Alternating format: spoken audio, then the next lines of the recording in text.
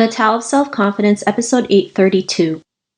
Welcome to the Tao of Self-Confidence, where I share stories of amazing women who have discovered their inner journey to self-confidence.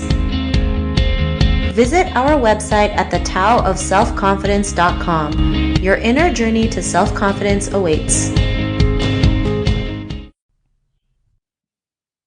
Well, hello, friend. Welcome to the Tao of Self-Confidence, where I share stories of amazing women who have discovered their inner journey to self-confidence. I'm your host today, Sheena Yap Chan, and today I have a phenomenal woman on the show today. She is a serial entrepreneur and the host of the award-winning parenting podcast called Mommy's on a Call. I'm really excited to have her on today to share her story and wisdom. So without further ado, I'm going to introduce you to Stephanie Uchima-Carney. Stephanie, how are you today? Maybe you can fill in a little bit more about yourself to the listeners.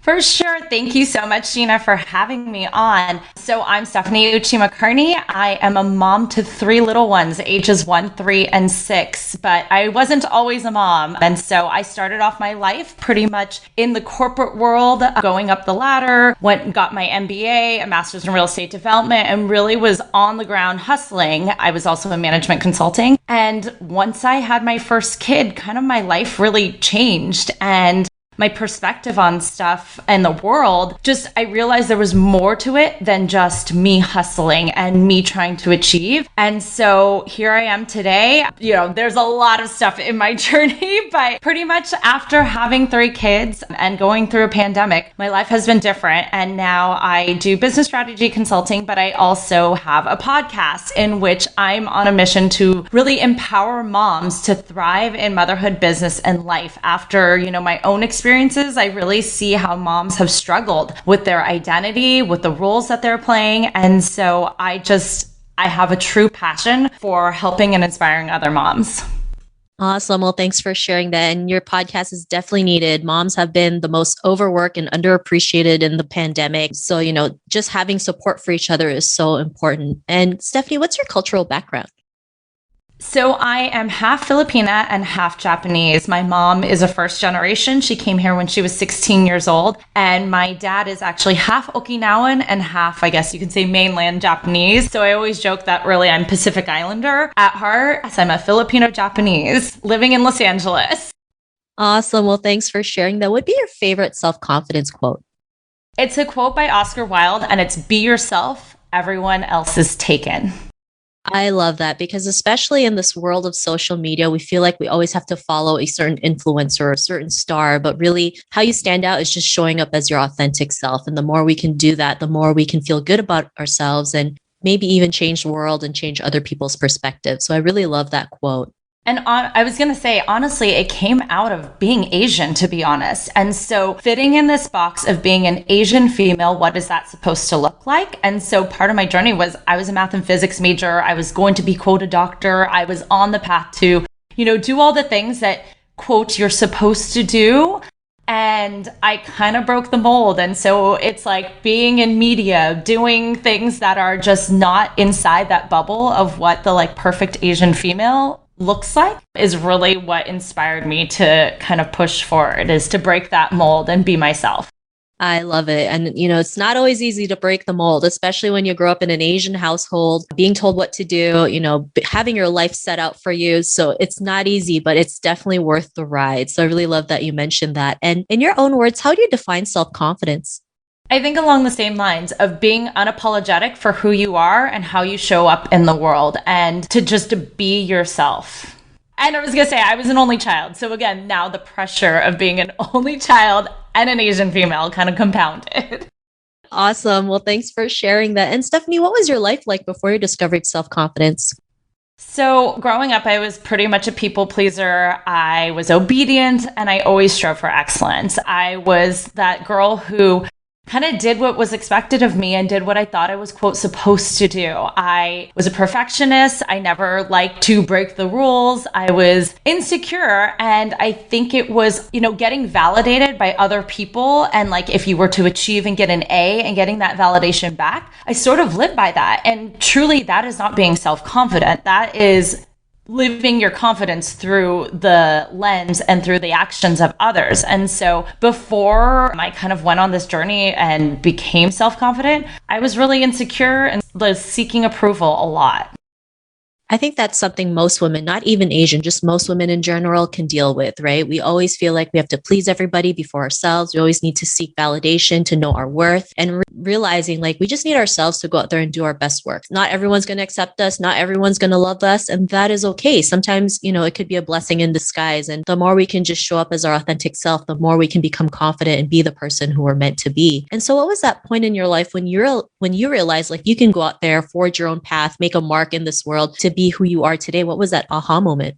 So there were a couple aha moments, and I think the first one was actually having my first kid, because you have no control. And as someone who is very much like to plan and control and know what to expect, having your first kid, you're vulnerable. You're out there. I mean, I had technically an emergency C-section. You are like literally splayed out there with no control. And then you're given this child and you're like, now what? And so I think that was my first aha moment when I realized like, I'm responsible now for something else. There's more than just like my aspirations, what I want to do and what I want to achieve. And I think that put a little perspective. But the real aha moment was, I think, you're in that newborn haze and everything. And once you get out of that, it was 18 months in. I had just quit my full-time corporate job because I was burnt out. I was not being able to handle a lot at once. And I looked in the mirror and I literally couldn't recognize myself anymore. And I think putting on that hat, that role of mother, it added something that I wasn't expecting. And all of a sudden I realized I didn't know who I was anymore. I thought I was the same person I was, before I had kids, but I really wasn't. My,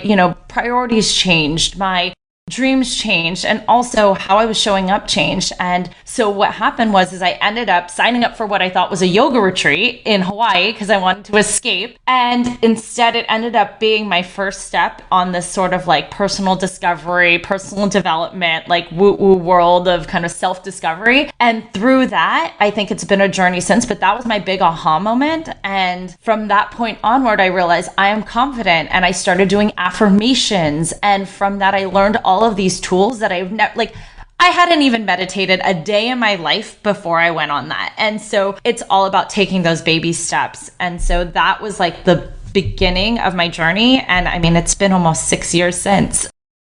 I love it. And I love how you mentioned you just took baby steps, right? Because a lot of people feel like they need to make this big leap to create confidence, but it's always the small, little actionable daily steps that yield results, right? And like you, I would like going through self-development and going on our personal journey. We feel like if we do these little things, it's kind of weird or it's too woo-woo, but you do what works for you, right? Like I tried meditation and I was a hot mess. I was a total failure. I would just always fall asleep. But I realized that probably just wasn't my form of meditation. And so for me, being able to run outside and just kind of mind up everything, I found that was my form of meditation, right? So because we're all different people, we're going to do different things to build confidence. And I think that's very important because back then, before I started this podcast, I thought being confident was you had to be loud and boisterous and be out there, but really it's not. Right? Like you can be an introvert and still be a confident person. So, I love that you mentioned like your own journey and what you went through. And because of that, what's your life been like now? It's pretty amazing. One of my favorite things that I tell myself every day is like small wins matter. So what you were saying is like each thing builds upon it. But I realize now that I have a choice in life. Like I can choose to use my power in the way that I want to. And I think that sort of confidence coming from within, like being confident, you could be loud, being confident to be an introvert. I think right now, like my discovery has allowed me to be able to share my story and to be able to actually like go out there and be on the microphone, start a podcast. I mean, I started a podcast because I was purely curious about how other moms were doing it behind the scenes. Cause I was like a hot mess. I was like, how do these women have like corporate jobs or CEOs, but yet they have kids and yet their Instagram feed looks pretty? Like, tell me all the secrets because I want to know. And I think it was after that, I was able to open up and be vulnerable and be open to learning and changing. And I think that has made all the difference. Awesome. And I love it. And, most people see on Instagram how perfect their life is, but don't realize like sometimes it's just curated, right? And as moms too, like there's so many things that moms go through, like mom guilt, mom shame. And I think talking about those things are just as important because I'm not a mom, but I know like a lot of moms go through that. And just having these open conversations is just so important, right? You don't have to do it all. Yeah, I was going to say, whether or not you're a mom or you're an entrepreneur, I think this idea of having an expectation and showing up a certain way. And so like moms have mom guilt, but entrepreneurs have the same thing too, because, oh, you're a founder. You're supposed to eat cup of noodles and strive for this, or you're supposed to hustle, or you're supposed to do something. And so I think it works for anyone. Yeah, I totally agree. And I love how you mentioned that. And, to the woman who's listening to your episode, she may be in her own journey of self-confidence. What would be that one tip you would give to her, especially to our mom listeners? I think that in every stage of your life, give yourself grace. Self-confidence looks different and comes in all different forms. And so whether it's just learning body confidence to wear a certain outfit, or the confidence to be vulnerable and speak your truth, or to put yourself out there, or the confidence to actually communicate your priorities. The bottom line is figure out truly what you want in this moment. What do you want? And start to live in that mindset. Again, I think my biggest piece of advice is that small wins matter, and celebrate every single small win. Say affirmations daily. I think that's something that really helped build my self-confidence. And just know, again, give yourself grace. It's not going to happen overnight, but if you continually build upon those small wins, you'll be there before you even know it. I love it. I love that you mentioned small wins matter, because they do, because when you add all those small wins, it becomes a huge, huge result. And affirmations, I say the same thing. I don't say 100 million, but I'll say 3 that really just resonates with me, which is I am loved, I am enough, and I am worthy. And so I just keep telling myself that until I feel great, because, I'm not a robot. I'm not always confident. I go through moments of self-doubt. So I need to pump myself up at the same time. So I really love the tips that you mentioned. And if our listeners wanted to get to know a little bit more about you and what you do, or check out your podcast, is there any links or social media profiles we can connect with? Yes, they're all under Stephanie Uchima, Uchima, or you can just go to mommiesonacall.com or find me, Mommies, it's with apostrophe S, on Apple Podcasts, Spotify. I think I'm on every podcast platform, and all my links you can find from any of those resources.